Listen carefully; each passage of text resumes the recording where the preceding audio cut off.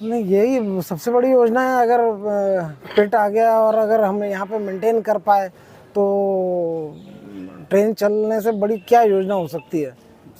हाँ, तो और बाकी जो थर्ड लाइन और फोर्थ लाइन का एफएलएस और सर्वे हो रहा है, तो उस समय भी हम लोगों को लैंड की ज़रूरत पड़ेगी।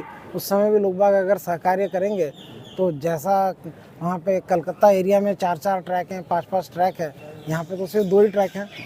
तो निश्चित ही आगे और ट्रेनें बढ़ने का स्कोप है। प्लानिंग तो कर रहे हैं। प्रोजेक्ट कहाँ है? अभी ऐसा है कि सामने का ही एरिया है जहाँ पे बाहर की पब्लिक है।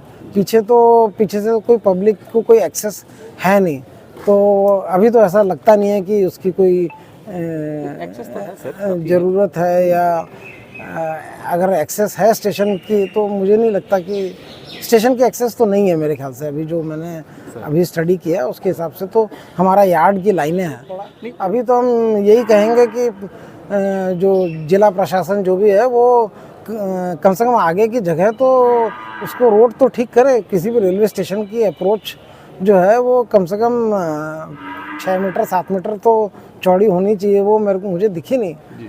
तो मेन एंट्री ही आपकी इतनी ब्लॉक्ड है, तो उसको ठीक करना मेरे ख्याल से सबसे पहली प्राथमिकता होनी चाहिए।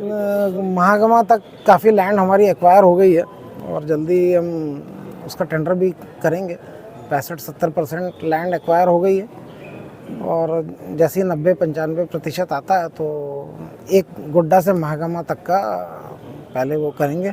और साथ में अभी पीर पैती का हम यार्ड रिमॉडलिंग जो है उसी प्रोजेक्ट की कॉस्ट में पीर पैती का यार्ड का रिमॉडलिंग कर रहे हैं, वो जल्दी करने वाले हैं।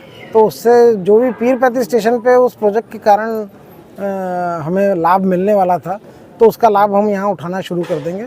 और बाद में तो जब लैंड एक्वायर होगी महागमा से पीर पैती तक का, तो उसके बाद में वो 2-1 साल में हो जाएगा। अगर लैंड मिल गई तो 2 साल में प्रोजेक्ट एग्जीक्यूट हो जाएगा। सर देखिए, ऐसा है कि जो ट्रेनें पहले चलती थी, अभी पिछले वैसे तो सेफ्टी हमेशा फोकस रहा है रेलवे का, लेकिन अभी जो है सेफ्टी बहुत ज़्यादा फोकस हो गया है। तो ट्रैक का मेंटेनेंस करने के लिए एक हम लोगों ने हर जगह कॉरिडोर ब्लॉक बनाया है। उस कॉरिडोर ब्लॉक को मेंटेन करने के लिए कई जगह कुछ ट्रेनें चलती थी पहले, जो अब नहीं चल पा रही हैं और उसकी उम्मीद भी नहीं है। और जब तक हम यहाँ पे और तीसरा ट्रैक, चौथा ट्रैक, इसका भी एफएलएस चल रहा है इस एरिया में, तो जब तक एक्स्ट्रा ट्रैक नहीं आएगा तब तक एक्स्ट्रा ट्रेन आ नहीं पाएंगी। नहीं, अभी आज हमें ऐसा लगा कि कुछ अगर हमें स्कूल की थोड़ी ज़मीन हम स्वैप कर लें और यहाँ पे करो बहुत ज़्यादा है, उस करो को हम अगर ईज करने का हम प्लान कर लें तो जल्दी कर सकते हैं। 12 डब्बे की 24 डब्बे की नहीं तो भी 20 या 22 डब्बे की तो निश्चित ही कर सकते हैं। और बाकी एक और अलाइनमेंट सोचा है, पर उसमें पैसा ज़्यादा लगेगा और टाइम ज़्यादा लगेगा। तो देखते हैं, अभी जब तक डिटेल में नहीं जाएंगे तब तक कुछ कह नहीं पाएंगे। ये मेरे ख्याल से गेट नंबर आप 86 की बात कर रहे हैं, एलसी गेट नंबर 86 की, तो उसका प्रपोज़ल बोर्ड में भेजा हुआ है। पर जहाँ तक हमें मालूम है कि पहले भी प्रयास किया जा चुका है और रेलवे अपने खर्चे पे सैंक्शन कराने को तैयार है, पैसे पूरे खर्च करने को तैयार है। पर अगर हमें स्टेट गवर्नमेंट से अगर लैंड नहीं मिल पाई और लोगों ने सहयोग नहीं किया तो आरओबी नहीं आ पाता है। पैसे आप कितने भी खर्च कर लें, सैंक्शन प्रोजेक्ट कितना भी करा लें, आरओबी नहीं आ पाता है। तो आप ये मान के चलें कि अगर जनता चाहती है कि यहाँ आरओबी आएगा और रेलवे की मदद करने को तैयार है, तो हम जल्दी जल्द उस प्रोजेक्ट को रेलवे के खर्चे पे सैंक्शन करवाएंगे और रेलवे पैसे खर्च करने को तैयार है। मेरे ख्याल से ये फरक्का वाला जो है इस एरिया का, तो हमने 3rd-4th लाइन का डिटेल प्रोजेक्ट रिपोर्ट भेज दिया है और जमालपुर भागलपुर का तो 3rd लाइन का एडवांस स्टेज पे है उसका सैंक्शनिंग का। तो हमारी तो पूरी तैयारी है, सर्वे भी हो चुका है और डिटेल प्रोजेक्ट रिपोर्ट या तो बोर्ड में पहुंच गया है या बन रहा है। तो तैयारी तो पूरी। हम तो सोच रहे थे कि अगर यहाँ भीड़ ज़्यादा देखी हमने तो हमें ऐसा लग रहा है कि एक बोगी का वो है, तो हम जनरल बोगी एक और बढ़ाने का सोच रहे थे। एक एसी भी नहीं, एसी का तो अभी यहाँ फैसिलिटी वैसे है नहीं, और जनरल बोगी हम इमीडिएटली लगा सकते हैं, तो वो तो हम करते हैं जब फैसिलिटी होगी तब। भले उस जनरल बोगी को हटा के, अभी 11 डब्बे की ट्रेन है, ऑलरेडी इतनी भीड़ है। हाँ, आप अभी हमने वीडियो देखा उसका, तो जनरल डब्बों में इतनी भीड़ है, और अगर हमने एक इलाइट क्लास के लिए कोई अरेंजमेंट किया तो वो लोग फिर एसी में घुस जाएंगे, और आप बोलेंगे कि एसी कोच में घुस जाते हैं। तो